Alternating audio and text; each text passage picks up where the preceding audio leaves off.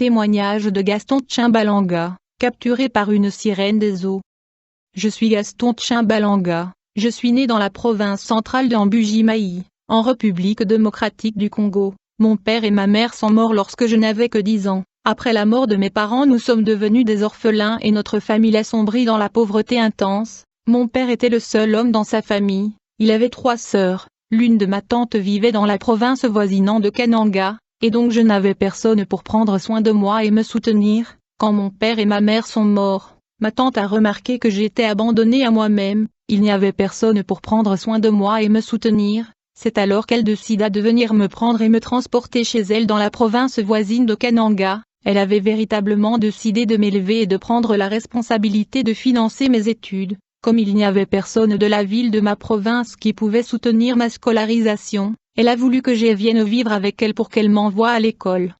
Alors elle me transporta chez elle dans la province de Kananga, et je suis retournée à l'école. Quand j'ai commencé à vivre chez elle, elle finança mes études durant la première année et la seconde année, mais à la 3e année ma tante a perdu sa motivation, donc après 2 ans d'études ma tante n'a plus voulu financer mes études, elle ne pouvait plus tenir son engagement. Elle avait perdu sa motivation de financer ma scolarité, et donc elle a abandonné son initiative. D'après mon constat, ma tante avait la possibilité financière de soutenir mes études, donc ce sont pas le moyen financier qui faisait défaut, mais elle n'avait plus la volonté de le faire, alors elle se désengagea. En fait ma tante avait une petite entreprise qui était productive, elle avait des véhicules et des voitures pour le transport en commun, et donc comme elle ne voulait plus m'envoyer à l'école, elle se mit à me faire travailler dans sa compagnie. J'ai donc commencé à faire de travail manuel qui était très physique, et cela bien que j'étais relativement un mineur. À un certain moment je me suis dit je n'ai que 12 ans, et ma tante me fait travailler dans son compagnie comme un adulte,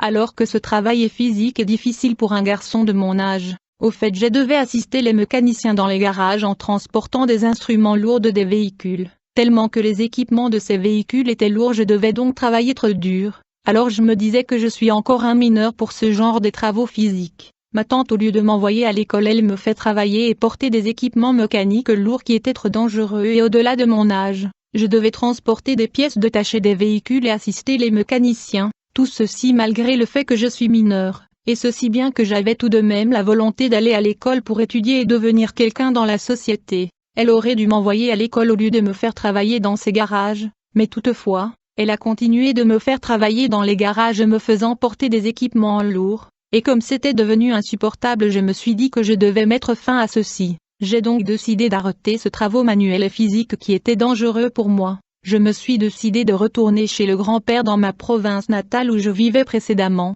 Ma venue chez la tante était avec l'accord du grand-père qui m'avait encouragé à venir vivre chez elle, mais pour retourner dans ma province natale je n'avais même pas le frais de transport. Comme je ne voulais pas que ma tante puisse savoir que j'ai rentré chez moi, j'ai fait en sorte qu'elle ne soit pas au courant de mes objectifs. Malgré le fait que je n'avais pas l'argent pour retourner chez le grand-père je m'étais décidé à fuir ma tante pour échapper ces travaux physiques et difficiles. Et donc je me suis rendu à la gare où les bus voyagent en destination de ma province natale. Une fois que je suis arrivé dans la gare, j'ai vu un bus qui allait en direction de ma ville natale. J'ai donc tenté d'expliquer au conducteur que je voulais me rendre dans ma province natale, mais que je n'avais pas assez d'argent pour lui payer. Je lui ai promis que mon grand-père allait lui payer le frais de transport une fois que nous sommes arrivés en destination. Ce conducteur accepta ma proposition et me laissa entrer dans son bus. Et donc miraculeusement je me retrouve dans un bus se dirigeant vers ma province natale bien que n'ayant pas le frais de transport. Et après que nous ayons parcouru environ 100 km de trajet nous sommes arrivés près du lac Mukamba. Ce lac est situé entre ma ville natale qui était notre destination et la province de Kananga d'où nous venions, mais malheureusement quand nous sommes arrivés près de ce lac, notre bus tomba en panne, et comme je n'avais pas d'argent je ne pouvais changer de bus, en dépit du fait que beaucoup de bus passaient par cette route en se dirigeant vers notre destination. J'étais donc dans l'obligation d'attendre jusqu'à ce que le bus soit réparé pour continuer mon voyage, mais il était déjà tard la nuit. Comme j'attendais la réparation du véhicule je voulais me laver car je me sentais inconfortable, et comme ceux qui voyageaient avec moi étaient familiers de cet endroit, ils m'ont indiqué la direction vers le lac Mukamba. En effet l'erreur fondamentale que j'ai commise est du fait qu'il semblait être le matin mais je ne savais pas qu'il était encore 3 heures du matin, j'ai pensé qu'il était 5 heures du matin à cause de l'aurore de la lune, alors je me suis rendu vers le lac pour me baigner. Lorsque je suis arrivé au bord du lac Mukamba, J'étais étonné de voir un savon, une éponge et une pierre que les gens utilisent dans les villages pour nettoyer les pieds. Je me suis dit, quelqu'un doit avoir oublié ces articles au bord du lac, alors je veux devoir l'utiliser, car je n'ai ni savon ni éponge avec moi. Alors je me suis déshabillé et je me suis mis à me laver avec le savon et l'éponge que j'avais trouvé là au bord du lac. J'étais au milieu du lac en train de nettoyer le dos avec l'éponge, quand soudainement j'ai senti quelqu'un arracher l'éponge de mes mains. Je voulais me retourner pour voir la personne qui m'avait arraché l'éponge. C'est alors que je me suis rendu compte que j'étais paralysé et immobilisé comme un statue au milieu du lac. Alors que j'étais là au milieu du lac incapable du bouger et du mouvement, j'ai attendu derrière moi une personne qui me parlait avec une voix ayant une féminité excessive. Elle rigolait profondément et intensement. C'était sans aucun doute la personne qui m'avait arraché l'éponge. Au fait, le savon, la pierre et l'éponge que j'avais vus au bord du lac abandonné n'étaient pas là par hasard. Elle appartenait à la sirène des eaux qui m'avait tendu un piège. Pendant qu'elle rigolait et se moquait de moi, j'ai tenté de me retourner pour le voir, mais j'étais complètement paralysé. À un certain moment, elle arrêta de rigoler et se mit à me parler. Elle me dit, « Gaston, sais-tu que nous t'avons cherché de plusieurs manières à plusieurs reprises pour longtemps? Sais-tu que ça fait très longtemps que nous travaillons pour te capturer et t'avoir? Nous avons travaillé et tenté de te capturer à plusieurs occasions et opportunités, mais on échouait. Nous étions incapables de te capturer. » Pendant que cette personne me parlait, je me battais et m'efforçais à bouger mon corps et se retourner pour la regarder, mais mes efforts étaient sans succès. Mais j'ai continué tout de même à déployer des efforts pour se retourner. Alors la sirène des eaux qui me parlait me dit, « Il est vrai que nous avons failli à plusieurs reprises dans nos tentatives de te capturer dans le passé, mais comme tu as utilisé mes objets hygiéniques, le monde sous-marin a l'accès et le droit légal sur toi et ta vie. J'ai le droit et la légalité sur toi, car tu te lavais avec mes objets hygiéniques. Et donc aujourd'hui je vais te transporter dans mon univers, le monde sous-marin et les royaumes des eaux, pour t'introduire et te présenter à mon père. Tu vas servir le monde des eaux et tu vas devenir notre agent et notre serviteur. » Pendant que la sirène des eaux me parlait, je continuais quand même à faire des efforts pour tenter de le voir, mais mes efforts étaient nuls et sans succès. Après un certain temps, la sirène s'était tue, elle ne disait plus rien. C'est alors que j'ai tenté de me retourner. À ma grande surprise, mon corps n'était plus paralysé et immobilisé. Et donc je me suis pressé pour me retourner et voir la personne qui me parlait. C'est alors que j'ai vu de loin comme les cheveux d'une personne humaine qui sortait de l'eau. Au fait, c'était une tête humaine avec beaucoup de cheveux qui se mouvait dans l'eau comme un poisson. J'étais terrifié de voir ceci. C'était la terreur. Je voulais crier au secours et appeler l'aide, mais à ma grande stupéfaction j'avais perdu ma voix qui ne sortait plus. J'étais affolé et paralysé par la terreur et la panique. C'était épouvantable et l'effroi. Et donc j'étais devant la sirène des eaux paralysée. Ma voix était partie et j'étais sans secours, et finalement j'ai vu la personne qui me parlait sortir complètement de l'eau. Elle était une sirène, que nous appelons en Afrique le Mami Wata. Elle m'avait fixé les yeux et elle me regardait, puis elle m'a signalé avec sa main de la suivre, mais comme j'étais paralysé par la terreur et la panique je ne pouvais pas bouger, et alors comme les cheveux de cette sirène étaient trop longs, elle les a étendus et les a déployés jusque là où j'étais, et elle m'a roulé avec ses cheveux.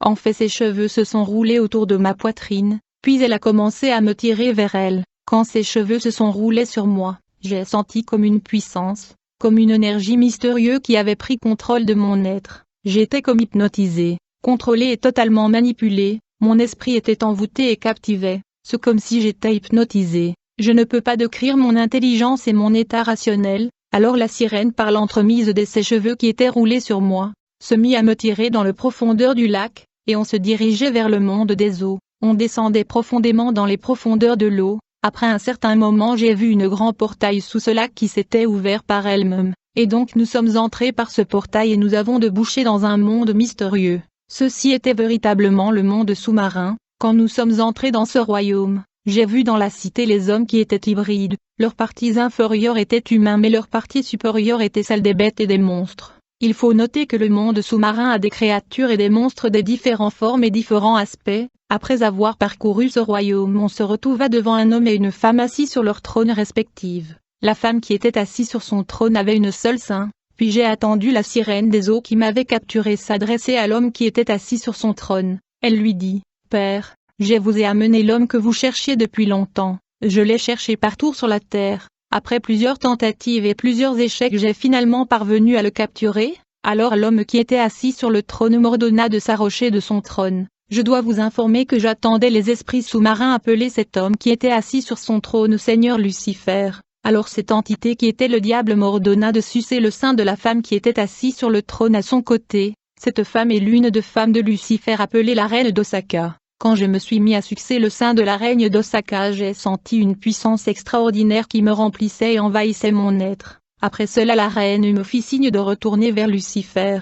Puis le diable m'appela et me dit, « Je veux vous envoyer sur la terre pour détruire les enfants de Dieu. Je veux qu'ils viennent me servir ici dans le royaume sous-marin. Tu vas combattre les chrétiens. Tu vas les détruire et tu vas transporter leur âme sous la mer afin qu'ils puissent me servir. » J'ai demandé au diable, « Comment vais-je procéder à cela ?» Il se mit à rigoler, puis il me dit, « Tu vas partir dans ta province natale car il y a quelqu'un que j'ai préparé là-bas qui va t'aider à accomplir cette tâche. Une fois que tu rencontres cette personne, il va te montrer comment tu vas procéder dans ta mission de destruction des enfants de Dieu et l'humanité. La personne va te donner des directives sur la mission que tu dois exécuter. Ensuite tu vas revenir ici dans le monde sous-marin me voir. » Alors j'ai demandé au diable, je lui ai dit, « Je suis ici dans le monde sous-marin, comment est-ce que je vais voyager là-bas dans ma province natale ?»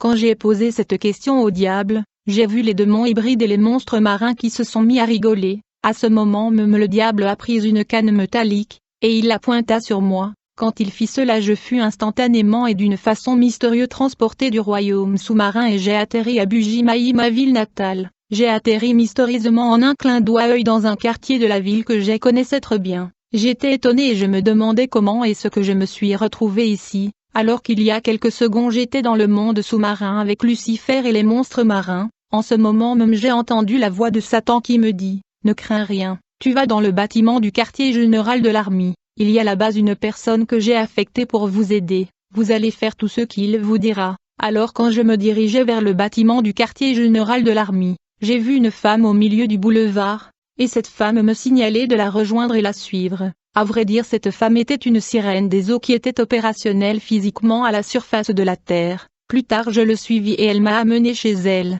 Quand nous sommes allés dans sa résidence qui était dans un immeuble, j'ai remarqué que son salon était décoré en noir, blanc et rouge. Au sol il y avait un tapis rouge. Elle me donna une file qui était comme une ceinture et me dit de le mettre sur ma hanche. La sirène des eaux me dit, « Le temps est arrivé pour toi d'accomplir la mission et l'affectation pour laquelle tu as été choisi par mon père. Tu vas nous donner 250 bouteilles du sang humain. Chaque vie humaine est égale à une goutte de sang dans ces bouteilles. À chaque fois qu'un homme meurt il y aura une goutte de sang qui sera ajoutée dans le bouteille. » J'ai alors demandé à la sirène, « De quelle manière veut détruire et tuer les gens pour Lucifer comment ?»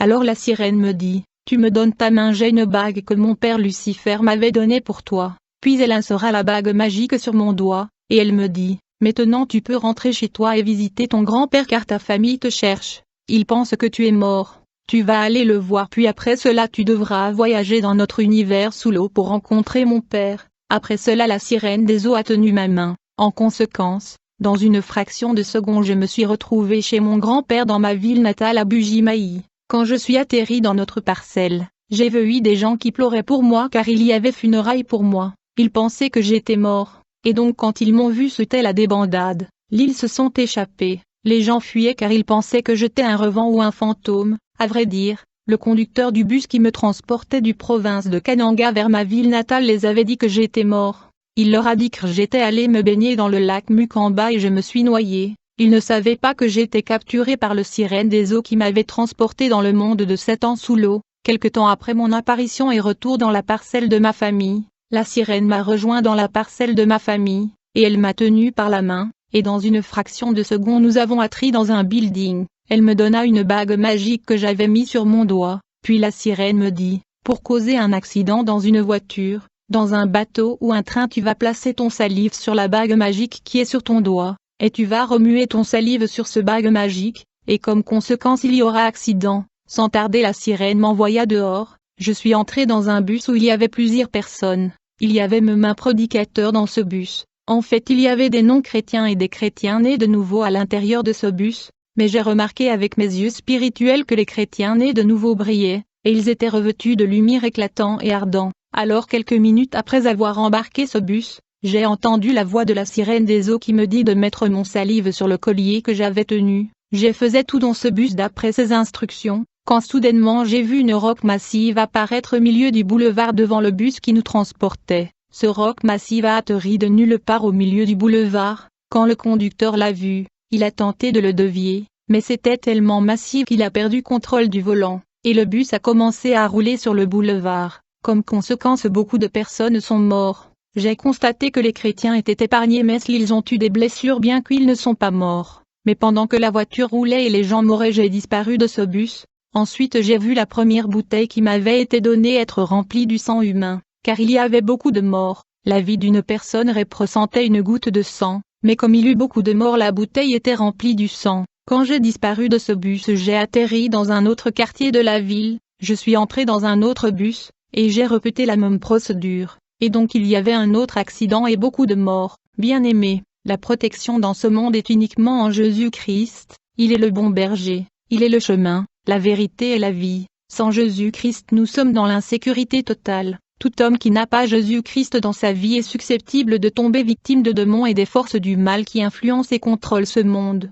Et donc durant ces accidents, les sangs de victimes pénétraient dans mes bouteilles. Après avoir causé ces accidents de bus de transport en commun, la sirène m'ordonna d'aller trouver un train. Après la conversation avec la sirène, j'ai donc atterri dans un train rempli des gens qui roulaient à grande vitesse dans la voie ferroviaire. J'ai disparu de l'endroit de la seconde accident et j'ai atterri dans un train qui se dirigeait vers une région spécifique. Une fois que j'ai atterri dans ce train, la sirène m'ordonna de répéter la même procédure qui consistait à mettre mon salive sur la bague magique. Quand je faisais le rituel qui consiste à mettre mon salive sur la bague magique, le train était en train de traverser une rivière au-dessus d'un pont de suspension traversant une rivière, puis tout à coup le train a commencé à faire de zigzags, et le train a fini par dérailler, et ça a atterri dans la rivière. Pendant que le train tombait dans la rivière, j'ai disparu de ce locomotive, et donc quand ce train atterrissait dans la rivière, j'ai vu des monstres marins et les démons hybrides que j'avais vus dans le monde sous-marin apparaître. Ils avaient des ustensiles avec lesquels ils collectaient les sangs de victimes.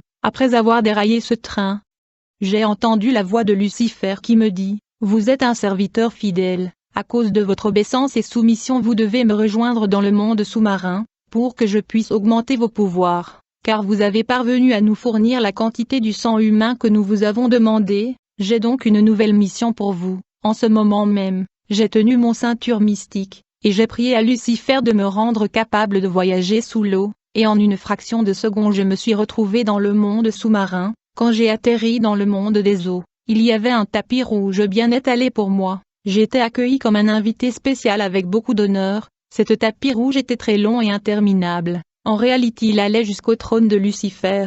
J'étais accueilli comme un haut dignitaire et un prince dans ce monde mystérieux sous l'eau. Alors un entité marin qui faisait le service de protocole m'avait accueilli et m'accompagnait. Il m'aidait à marcher dans ce tapis rouge jusqu'au trône de Lucifer. Et pendant que je marchais dans ce tapis rouge, j'ai remarqué de gauche à droite il y avait des sirènes qui avaient l'accueil de poissons. Ils étaient debout formant deux lignes autour du tapis rouge. Et quand j'ai atteint le trône de Lucifer, j'ai constaté que à sa gauche il y avait une foule de sirènes et à sa droite mêmement. Alors j'étais là debout devant le trône de Satan. Il me dit, « Mon serviteur fidèle, vous avez fait bon travail, mais vous devez comprendre que je suis le prince de ce monde. C'est moi qui ai reçu le pouvoir et l'autorité de gouverner tout l'univers, et le monde entier et toutes choses sont entre mes mains. » Il est écrit, le diable le transporta encore sur une montagne très élevée, lui montra tous les royaumes du monde et leur gloire, et lui dit, « Je te donnerai toutes ces choses, si tu te prosternes et m'adores, car il m'a été donné et je le donne à qui je veux. » Bien-aimés, nous savons que nous sommes de Dieu, et que le monde entier est sous la puissance du malin, et il est écrit, « C'est pourquoi réjouissez-vous, cieux, et vous qui habitez dans les cieux, mais malheur à la terre et à la mer. Car le diable est descendu vers vous, animé d'une grande colère, sachant qu'il a peu de temps. » Alors le diable me dit, « Je mets à ta disposition des démons pour t'aider aux différentes missions, je veux mettre en toi des esprits qui vont travailler avec toi. » Puis le diable me dit, « Maintenant je vous envoie contre les églises et les hommes de Dieu, vous allez détruire ces chrétiens, et vous allez capturer leurs âmes et les amener ici. » Plus tard je fus étalé comme dans une table d'opération, et les démons qui devaient m'assister à des différentes missions furent introduits en moi. Le diable me dit, « Vous allez nous offrir 100 000 âmes. » Après cette intronisation dans le royaume des eaux, je suis retourné sur la terre. La sirène des eaux me montra une jeune dame chrétienne née de nouveau, que je devais détruire par le rapport sexuel. Je me suis mis à faire la cour à cette dame. J'ai dragué cette jeune dame chrétienne et elle m'accepta, mais au fur et à mesure qu'on évoluait, elle refusait d'avoir des rapports sexuels avec moi. me disant que son pasteur a l'habitude d'insister pas de sexe avant le mariage officiel. Elle insistait sur le mariage avant le sexe, et comme je mettais la pression sur cette dame chrétien, les anges de l'Éternel m'ont apparu et m'ont averti qu'ils ne me laisseront pas forcer cette fille dans le sexe illicite. J'étais menacée par les anges de l'Éternel car cette fille avait refusé catégoriquement de coucher avec moi, mais je mettais pression sur elle. Les anges m'ont averti que j'allais subir de conséquences si j'ose utiliser la force contre ces chrétiens. Plus tard j'ai expliqué à la sirène des eaux que la fille était catégorique, pas de sexe avant le mariage. Quelque temps après cela, la sirène des eaux me donna de l'argent. Elle me dit, tu vas maintenant rendre visite à la famille de cette fille, et tu vas proposer de la marier officiellement avec cet argent. Alors je suis donc allé voir la famille de cette jeune dame et j'ai proposé de marier leur fille. Les deux familles se sont mis d'accord de se rencontrer. Au fait je voulais la marier et puis la détruire. La sirène m'avait aussi informé que le pasteur de cette fille combattait farouchement le royaume de Satan. Mais un jour pendant que nous étions dans le préparatif pour le mariage, j'ai accompagné la jeune dame à l'église où elle priait. Nous étions en plein culte. L'homme de Dieu dont la sirène me parlait, qui combattait le royaume de Satan était en train de prêcher. C'est alors que soudainement la puissance de Dieu tomba sur moi en plein culte. Quand je suis tombé à terre et j'ai perdu contrôle, j'étais dans inconscience et dans le coma. Immédiatement le diable se manifesta. Il se mit à parler au travers de ma bouche. Il se mit à parler à l'homme de Dieu au travers ma bouche. Il lui dit, « Vous menez une guerre contre mon royaume.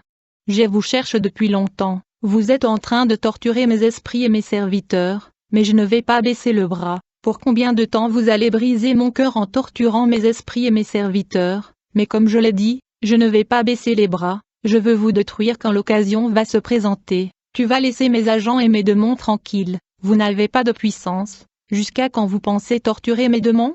Qui êtes-vous pour mener une guerre contre mes esprits? Bien-aimé, pendant que le diable parlait à l'homme de Dieu par ma bouche, j'ai vu des intercesseurs m'entourer, et ils ont pris l'autorité au nom de Jésus-Christ contre moi. Et pendant que les intercesseurs priaient, Lucifer avait déployé des démons qui m'avaient appréhendé. Ils ont arrêté mon esprit et ils m'ont transporté dans le monde des eaux. Et puis ils m'ont jeté dans un prison dans le monde sous-marin. J'étais emprisonné et détenu dans ce prison dans le monde sous-marin. Et alors que les intercesseurs exerçaient l'autorité sur moi, et j'ai remarqué que cette prison était gardée et entourée par un grand nombre de démons et des monstres marins qui étaient en état d'alerte, et ils avaient l'air préparés et prêts pour la bataille et la confrontation. Pendant que les intercesseurs priaient, j'ai vu 4 anges de l'Éternel atterrir dans le monde sous-marin devant la prison. Ils avaient des yeux partout dans leur corps, ils avaient chacun 4 ailes, ils étaient des anges guerriers et combattants. Quand les anges de l'Éternel ont atterri, j'ai vu les démons et monstres marins en maître de protestation. Ils ont dit aux anges de l'Éternel, « Cet homme a signé un pacte avec nous, il a signé un accord avec nous, et il a accepté de nous offrir 100 000 âmes humains, et donc ce que vous faites est illégal. De toutes les façons, il ne va pas sortir de ce prison. » En ce moment même les 4 angels de guerre qui avaient les yeux partout ont pénétré dans ma prison par la force. J'ai vu le mur de ma prison s'écrouler. L'une de 4 anges